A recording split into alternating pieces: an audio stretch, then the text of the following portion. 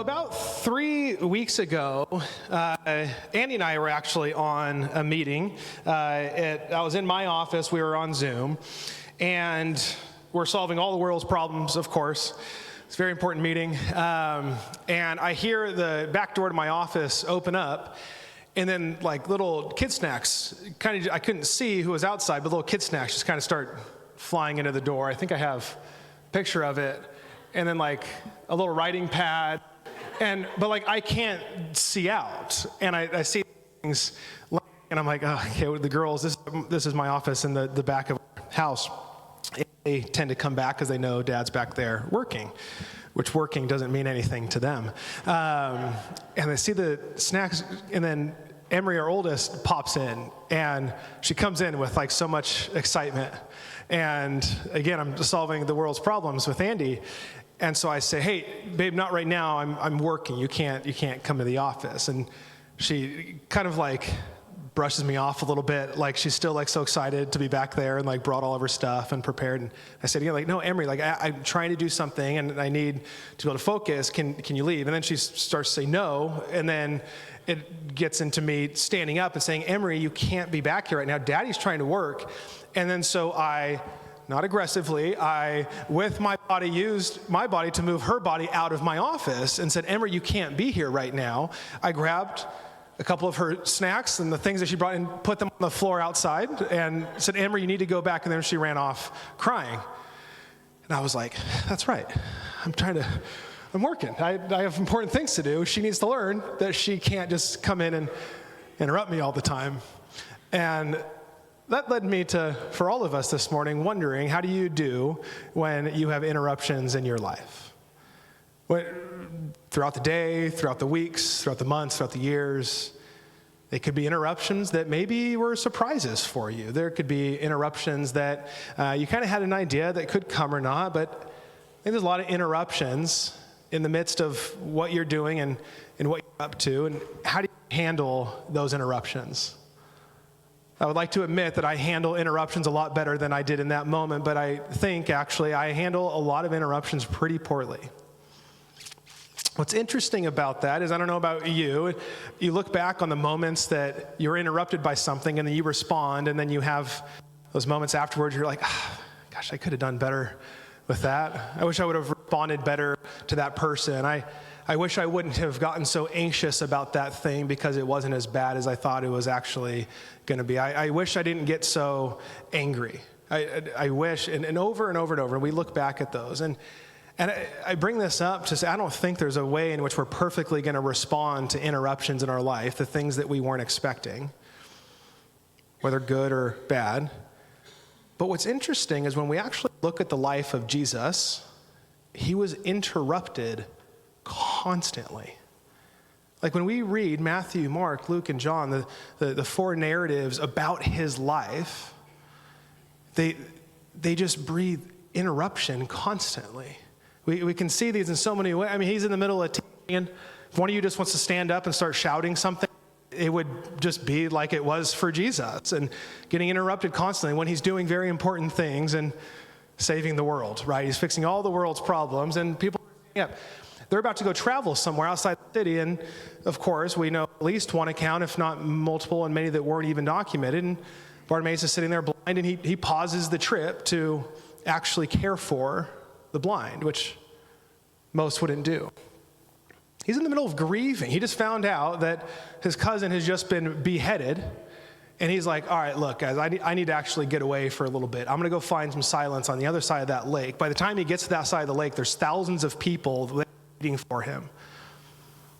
And does he have frustration and anger towards them?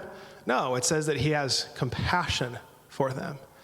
And then he goes on to feed them miraculously, driven by that compassion. He's at the middle of dinner. People, like real people. These are like, they call them Pharisees, like the religious leaders of the time, the elite of the elite. And he's in their home eating with them. And this not only poor woman, but also a prostitute comes in and interrupts the dinner and goes to him and starts washing his feet with her tears. And they're all like, what in the world? Jesus, do you not know who this woman is? And you're letting her in? And he uses that moment to teach them about what he's up to and in his kingdom that's counterintuitive. In the middle of partying. Yeah, partied. If you like to party, you can. Like, think about this. The very first miracle he does, he's at a wedding with his family. They're just hanging out. The wine starts to run out, and his mom goes, "Hey, Jesus, you can do this." Our mics have been giving us trouble lately, so I'm going to try this one also. And he is hanging out at a party, trying just to hang out, and his mom literally goes, "Jesus, come on, the wine's out, do something about this." And he goes, "Look, come on, Mom, it's not my time yet." He literally says that. And it's as if she didn't even pay attention to what he said, and she goes, "Hey, can you guys listen to him real quick? He's going to tell you exactly what to do to have more wine." And he's staying there like, "Mom, I just said, like, it's not my time." But then he does it. And he does the miracle anyways. Like, that's the complete interruption to everything he had planned and the timing of how he saw things playing out. My gosh, he's sleeping on a boat at one point. How many of you wake up well when you're interrupted by sleep? And then he goes on, actually a little bit frustrated with them, so, and then he just like calms the storm. And over and over and over again, Jesus' life is just interrupted. And I would think that he had a very intentional plan and was very clear on what he was up to and what he was doing. I mean, he said it himself over and over and over again. And yet, everybody was just interrupting him as if his time didn't matter. But then what's even crazier is he expects other people just to be interruptible. Like, no big deal. Like, there's a guy named Nicodemus, and again, he's like a religious leader, and he comes to Jesus at night and is like, "Hey, how do I do this thing? It's pretty clear that you're up to something different than what we're doing. It's pretty clear that you are who you say you are. What do I do?" And then Jesus goes on to teach him, and the whole thing about you got to be born again, and Nicodemus is like, "Dude, I can't climb back into my mother's womb. What do I do?" And he just goes on to say, "Well, just do this and follow me. Change the way that you're living." There's a rich ruler that comes to him at one point and says, how do I inherit the kingdom of God? How do I go to heaven? And Jesus says, "Well, get rid of all your stuff and come and follow me." Simon, Peter, and Andrew are literally in the middle of fishing, their trade, how they earn their money and their keep. They have nets in their hand, and he walks by and just says, "Come, follow me. I will make you fishers of men." Did they have any idea like what he was actually saying? Matthew, a tax collector, a Jewish person working for the Roman government, betraying his own people. He had a clear mission, but like earning keep with the Romans, was in their favor. And he's in his tax booth one day, and Jesus just comes along and says, "Follow me." And he just walks out of his tax booth and starts going. Like, these people are giving up real things in their life, and Jesus just acts as if it's no big deal. He goes around everywhere, interrupting the way in which they see the world, the thing in which they think they're up to. And then some people respond, and we see most don't. He assumes it as if your and I's lives are supposed to be interruptible. I don't know about you, but I don't wake up in the morning thinking, I'm so looking forward to how my day could just blow up and become so much different than how I planned it to be. Because I have these things on the calendar, and I have that thing that comes every week called Sunday that words need to go on a paper for so I can have an idea of what I'm going to, there's just, I got to prioritize that. And if this thing tries to creep in, and if this gets interrupted and Emery pops in the room, I can't. And there's moments I'm trying to pray, and then the phone goes off, or over and over and over again. And then there's bigger stuff. I mean, you and I are supposed to have a plan for our lives for the next 5 years, right? Depends on what books you read and who you hang out with. That's who you're going to become in 10 years or whatever. But we're supposed to have plans. And now I don't think God is one who does not care for us to have ambition, to have plans, to be desiring things. As I think God actually has placed things inside of us and wired us for certain things to look ahead, to have plans for, to prepare for, to do things with. We see it again throughout the scriptures over and over again. But there becomes this little delineation for us that I wonder if our lives are so interruptible like they are, and you can think back to this last week, Like, what didn't go as you had planned? This last month, this last year? It might be small things like you got stuck in traffic and were late to the thing, or you forgot to pay the bill, or something happens, or it's like real stuff. Like your life all of a sudden has been interrupted by losing a job. Your life has been interrupted by a health diagnosis.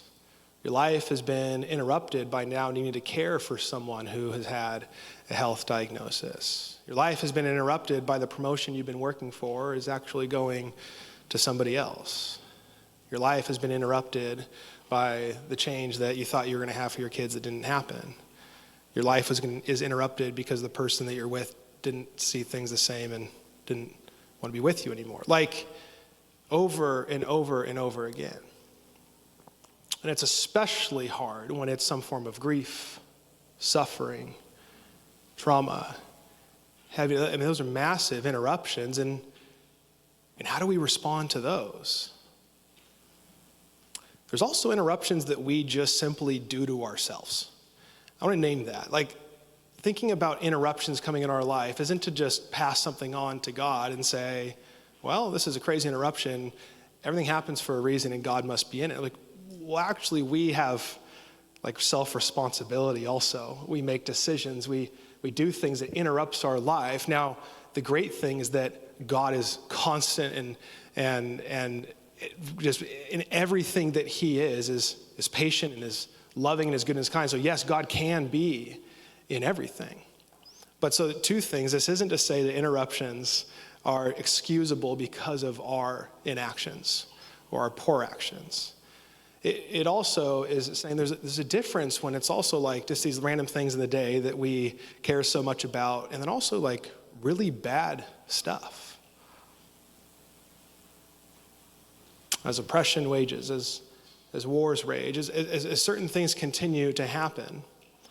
And I wonder how much of it for us, in a very unique time, in a very unique place called America and in the West in general, how much we just like believe our life is ours. C.S. Lewis says it this way that I appreciate. The truth is, of course, that one calls the interruptions are precisely one's real life. The life God is sending one day by day.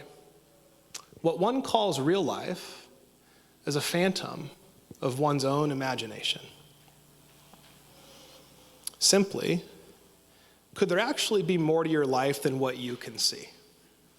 Could there be more going on in your life than just what you have planned? Could it be that not everything that's supposed to happen is what you can see, and what you can see is everything that's supposed to happen? That there's actually something to our lives that isn't everything. So when I say my real life is getting interrupted, who's to say that that's what's supposed to be happening? Or could the interruption actually have more going on than I can see, and that's the reality that I should be paying attention to? And it's hard because you and I can make plans.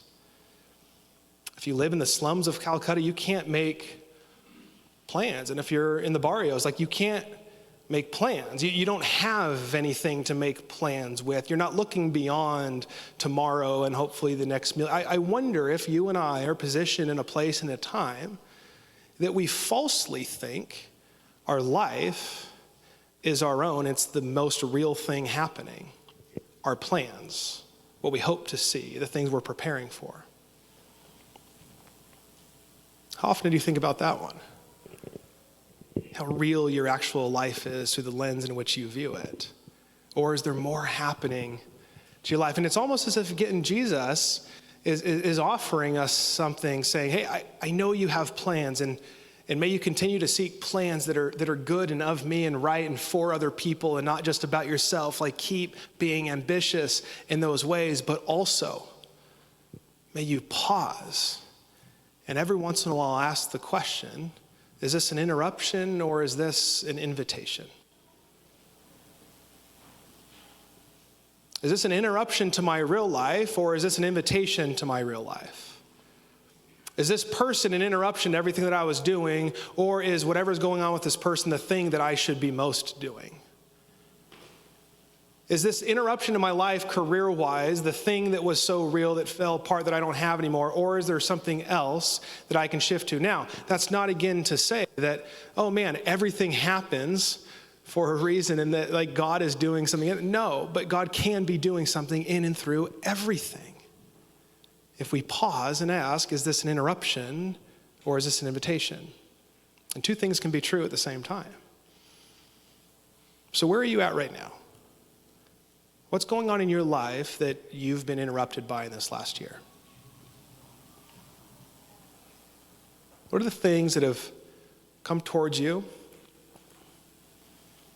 or that have come from you or just simply around you? What are the interruptions? And have you paused to ask, all right, this is an interruption. What's the invitation? What's the thing that might be happening in real time that I may not be able to see right now? Because all I've been able to do is see what I think is real. And again, in the interruptions, from light ones to heavy ones, God is not saying, don't worry, I'm going to do something good through that. No, God is grieving over the heavy and the hard and the worst thing. And over and over again, the scriptures are clear. God weeps with those who weep. He mourns with those who mourn. So this is never to negate the heaviness and the hard.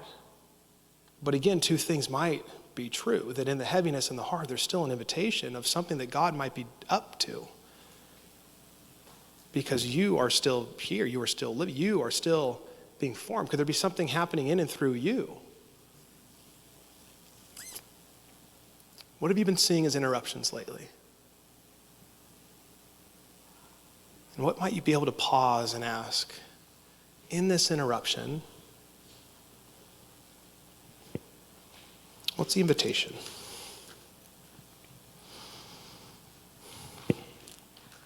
So last week, maybe 2 weeks ago now, I went on my annual silent retreat to Big Sur, and I go stay at a monastery.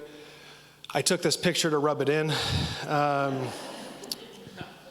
I also take this picture to invite you to silent retreats into monasteries because I think they matter. I know for me, when I get away, I can actually see things in a different way. Like it really does change a lot. And I drove down from this monastery that's silent. Monks live there. It's a whole thing. It's pretty affordable. They feed you. It's great. But I had a spiritual direction session right here. I was on the phone with my spiritual director. And I had been reading a book from Ronald Rolheiser called The Holy Longing that Andrew File had turned me on to. And in the book, he's talking about the ways in which he's trying to form people to realize that their life is not their own, and specifically like Benedictine monks. And what it would say over in the lines is that the bell would ring to call them to prayer. The bell would ring to call them to their work. The bell would ring and they would transition to whatever was next. And he would say, whether you're dotting an I or crossing a T, when the bell rings, you get up and you move on to the next thing. Because the bell might be an interruption to whatever you're doing, but right now, it's the most real thing that you're supposed to be doing. So stop what you're doing and pay attention to the interruption, because that's the invitation to the next thing. And so I'm on the phone with my spiritual director talking through this, and she asked me a few questions like she does. Spiritual director is kind of like a counselor or a therapist, but someone who is asking questions just through the lens of where's God at in your life? And where are you at in your life with God? Helping me to see God in so many more ways than I normally do. And she's asking these questions, and that little image of Emery popping into my office came up. And within a few questions, I'm in tears because I realize how poorly I handled that interruption. And she asks a few questions around it, and I'm ready to move on to stop crying. And then she asks a few more questions. She said, I'd be interested, Ryan, what did you miss in that? By seeing as an interruption, what did you miss? I'm like, well, I think I missed like her joy. Like her, she was so excited. And I missed the joy that she was bringing in to my office. And I just rattled a few things off. And then she goes, what do you think she missed? And then more tears. And we worked through a few things, and And mainly what I really realize is like, me as her dad, who she's 4, by the way, and our other one's 3, I'm like a giant to them. And like someone who stands up and says, no, you need to leave, and quite forcefully has her removed, like that's terrifying. To pause and think about that for a second hurt a lot, still does in a way. And I'm not saying any of this out of like guilt or shame. I've worked through it well. But what I think I miss in a larger way is I want my daughter to have agency in her life, because I'm not just raising her right now as a 4-year-old, I'm also raising the 25-year-old she's going to be. I'm also raising the 40-year-old that she's going to be. And especially as a woman, I want her to have agency in her life. Especially as a woman of mixed race and ethnicity, I want her to know that everything that she brings to the table is so worthy and valued because she is valued and she has dignity. And I want, as somewhat of an adoptive birth narrative, I never want her to ever think that she's an interruption, but she's actually like a divine creation. And what did I miss? I missed a moment to be somebody that creates space for her to grow in agency.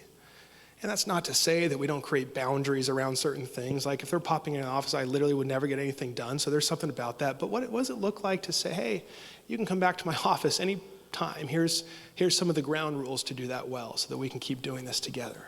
How can I invite her further into experiencing agency in her life?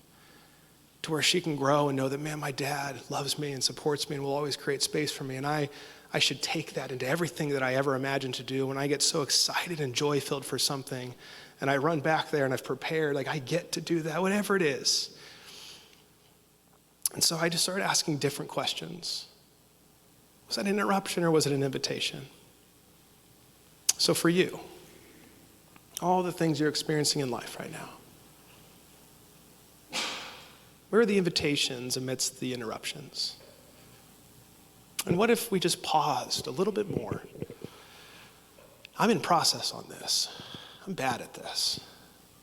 I'm grateful to be able to preach sometimes on the things that I am working through in real life. Every once in a while, I'm like, I got this down pretty good. Every once in a while. And then it falls apart when I think I got it down. But like if we pause longer, because God is so much bigger than what we can ever see. He's doing so much more than what's right in front of us. And everything that's in front of us, so much more is happening around it than what we can actually see. Because we are so limited in what we see, what we think matters, what do we think is important. Earlier I mentioned Nicodemus. He was a religious leader that came to Jesus. Came to him in the dark. A lot of theories of why. But he went on and asked, and he said, what do I need to do? And Jesus says, follow me. Be born again. And he has this line in John 8, on the 8th verse, and he says, it's like the wind, you don't know where it comes from or where it goes. And that's God's Spirit.